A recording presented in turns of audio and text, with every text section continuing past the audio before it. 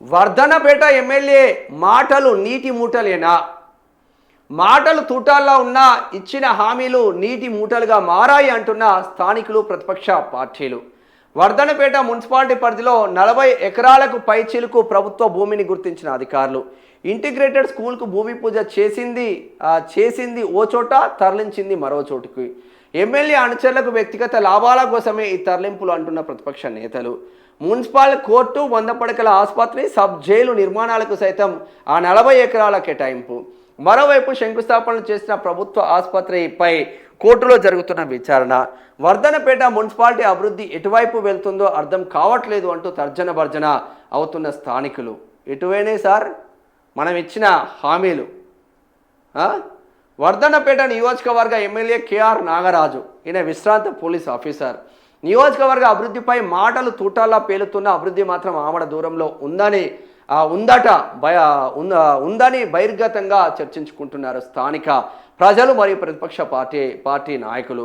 Wardhannapet municipality ఎలక్షన్ల సమయంలో ఇచ్చిన హామీలు పట్టణ కేంద్రాన్ని అభివృద్ధి చేసే అంశాలే అయినా వాటిని పట్టణ కేంద్రంలో కాకుండా దూర ప్రాంతాలకు చేరవేయడంలో కొంతమంది ఎమ్మెల్యే అనుచరులు తప్పుడు సూచనలతో నియోజకవర్గానికి దూర ప్రాంతాల్లో తరలిస్తున్నట్టు సమాచారం. ఇంటిగ్రేటెడ్ స్కూల్ ఊసేయలేదు, 100 పడకల ఆసుపత్రిపై ధ్యాసే లేదు. వర్ధన్నపేటలో మున్సిపాలిటీ ఎలక్షన్ సమయంలో ఇంటిగ్రేటెడ్ పాఠశాల మరియు 30 పడకల ఆసుపత్రిని 100 పడకల ఆసుపత్రిగా గ్రేడింగ్ చేసి ఎలక్షన్లో మున్సిపల్ అధిష్టానం కైవసం చేసుకున్నారు. అయితే గెలిచిన నాటి నుంచి నేటి వరకు కాలయాపనతో అక్కడ కడదామా ఇక్కడ కడదామా అని హడావుడే తప్ప ఒక్క ఇటుక కూడా ఎక్కడ కూడా పేర్చలేదంట. ఎలక్షన్ల సమయంలో మాత్రం ఇవ్వడం, ఇంటిగ్రేటెడ్ స్కూల్ వస్తుంది, 30 పడకల ఆసుపత్రిని 100 పడకలకు అప్గ్రేడ్ చేస్తామన్నారు. ఇప్పటి వరకు ఒక ఇటుక పెట్టింది లేదంట. మా వర్ధనపేట ఎమ్మెల్యే కేఆర్ నాగరాజ్ గారు చెప్పడం బాహుబలిగా చెప్తాడంట. బట్ పనులు మాత్రం ఏకన పైసా కూడా పనులు అయితే లేవంట. వర్ధనపేటలో 40 ఎకరాలపై చిలుకు ప్రభుత్వ భూమిని గుర్తించారు. మళ్ళీ తరలింపులు ఎందుకు గుర్తిస్తున్నారు? మళ్ళీ తరలింపులు జరుగుతున్నాయి. ఎవరి స్వలాభం కోసం జరుగుతుంది? వర్ధనపేట ప్రజల కోసం, వర్ధనపేట మున్సిపాలిటీలో ఉన్న ప్రజల కోసం జరుగుతుందా? మీ వ్యక్తిగత లాభాల కోసం జరుగుతున్నాయి తరలింపులు?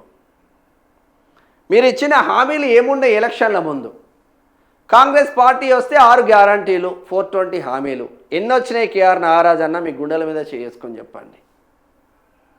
కౌలు రైతులను కూడా మేము ఆదుకుంటామన్నారు, ఇచ్చింలా? ఆటో డ్రైవర్లను మేము ఆదుకుంటాం, ఇచ్చింలా? రైతులకు 2500 రూపాయలు ఇచ్చినవా? అవంటే స్టేట్ వైజ్గా వర్కౌట్ అవుతుంది, లేకపోతే లేదు అనుకోవచ్చు. మీరు ఇచ్చిన హామీలలో కూడా 100 పడకల ఆసుపత్రి పైన కూడా వీడని ఉత్కంఠ ఎందుకు? ఇంకా ఎన్ని రోజులు? అణగారిన బిడ్డలు ఒక్కొక్క స్టెప్ ఎక్కి పోలీస్ ఆఫీసర్గా అయిన మీరు కూడా నియోజకవర్గ అభివృద్ధి చేయకుండా సేమ్ యాజ్ ఈజ్ పాత రాజకీయ నాయకులు ఎట్లా మసిబూసి ఇట్లా చేస్తారో మీరు కూడా అదే కోణంలో వెళ్తే, ఇక మీరు పోలీస్ ఆఫీసర్ నుంచి రాజకీయ నేతగా ఎదిగితే వాట్ ఈజ్ యూజ్ అంటున్నారు మా వర్ధన్నపేట ప్రజలు. ఇక వాళ్ళకే ఆన్సర్ చెప్పాలి.